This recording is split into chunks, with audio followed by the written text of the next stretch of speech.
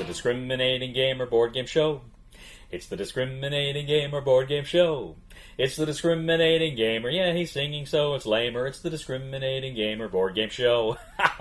Ladies and gentlemen, I love to sing and I love board games, and I couldn't be more excited to talk to you today about Jaws from Ravensburger.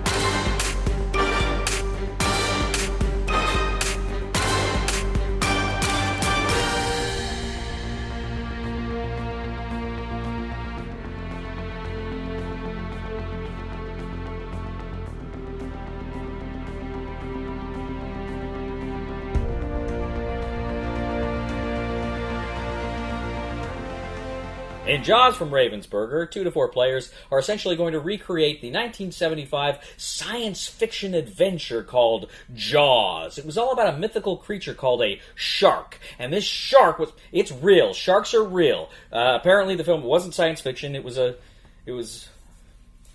The game is actually very interesting because it takes place in 2 acts. One player takes on the role of the shark, while the other 3 players takes on the role of Brody, Hooper, and Quint. Now, in the first act, essentially, the shark is going around the island attempting to eat swimmers, and he does so in a very interesting way using a hidden movement mechanic.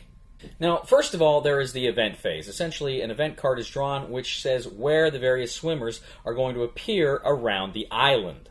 Next, you have the shark phase, where the shark is essentially going to move. Now, essentially, he's got a little booklet where he's going to keep track of his movements. Essentially, he's got, I think, 4 movement points, and he can move for a movement point. He can eat a swimmer for a movement point.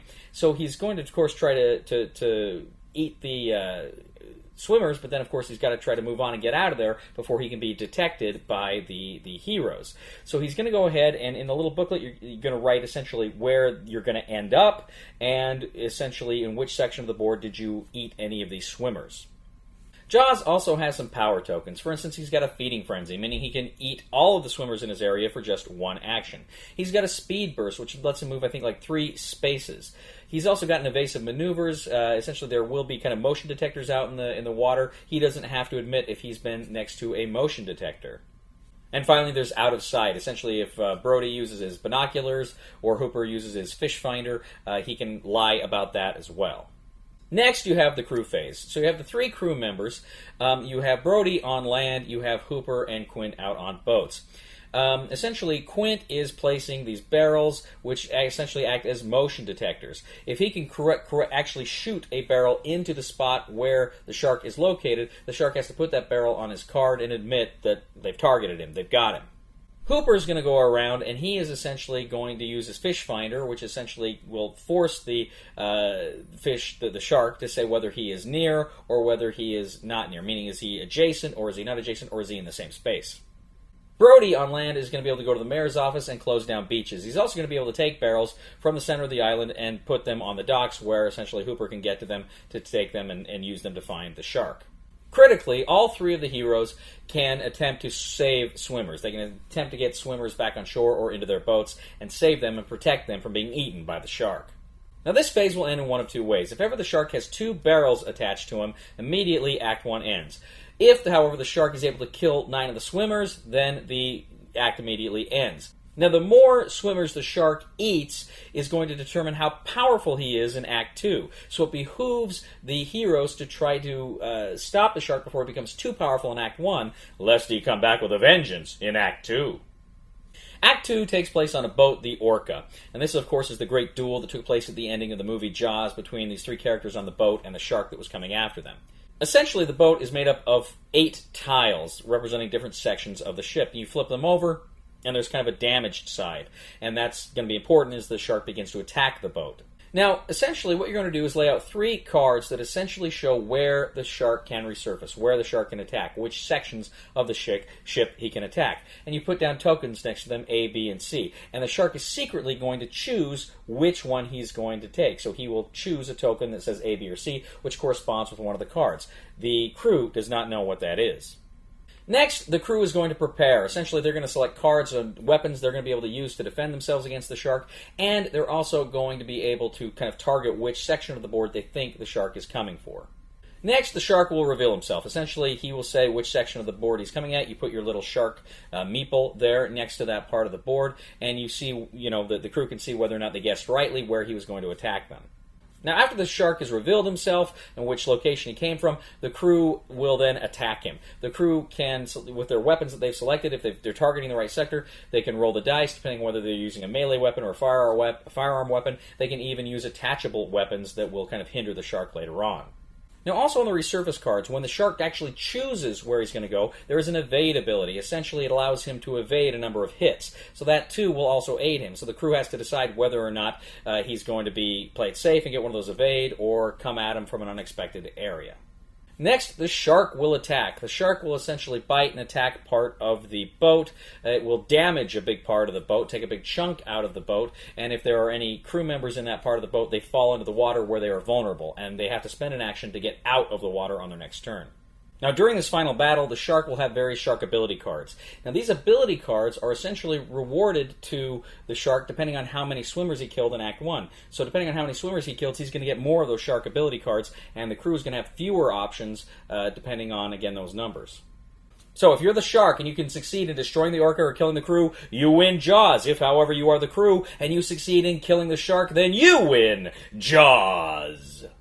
So I got to tell you something. When I was a little kid, I loved Jaws. I think it came out a year or two before I was born, and so I remember watching this as a kid. My parents loved it. It came out on video a few years later, and I remember my family watched it all the time. We loved Jaws, and I think I saw Jaws 2 in the theater. And I just remember we loved Jaws. It was so good. And I remember when I was about 6 years old, we went to Universal Studios, and I was on the tram, and you do that thing where the tram breaks, and the shark comes right at you, and it was right next to me, and I was convinced I was going to die. I was sure that thing was going to kill me. I was scared to death. And it wasn't real, so it didn't kill me, though. I was fine. I'm still alive. But it was, so I love the IP here, is what I'm saying. And, this is obviously the film that put Spielberg on the map. And it was just a brilliant film that I loved from childhood. And I saw this Jaws game coming out, and, there's still that little party that says IP games aren't that great, even though we know better. We know IP games are awesome nowadays. There's still that little voice in your head that says, yeah, how good can an IP game be?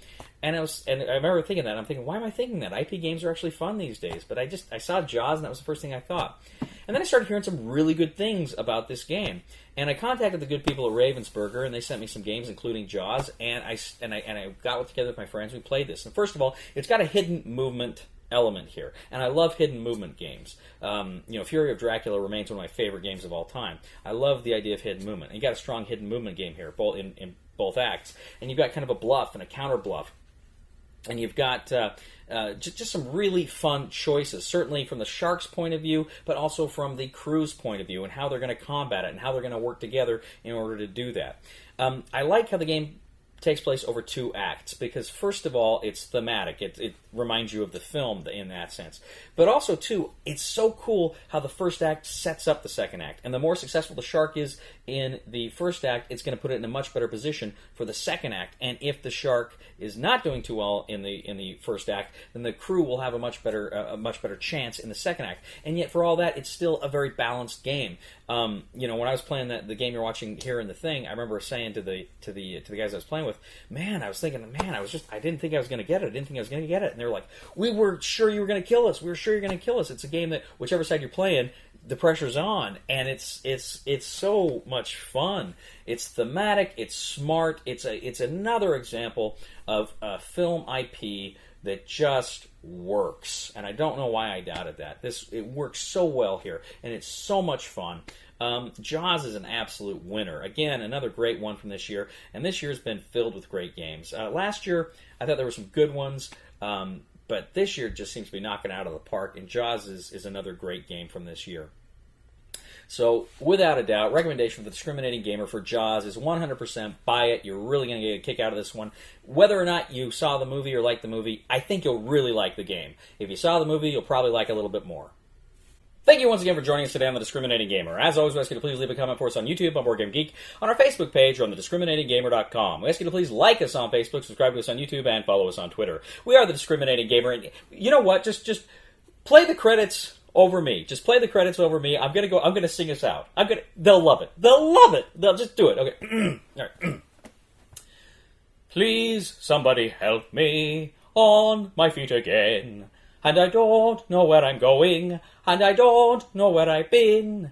Please, somebody help me onto solid ground. It's a fine line, and I've been dying. Once a year I wind up in the pen. God knows that I love to fight, but I never win. It's a fine line to damnation, but God let me in. No. No.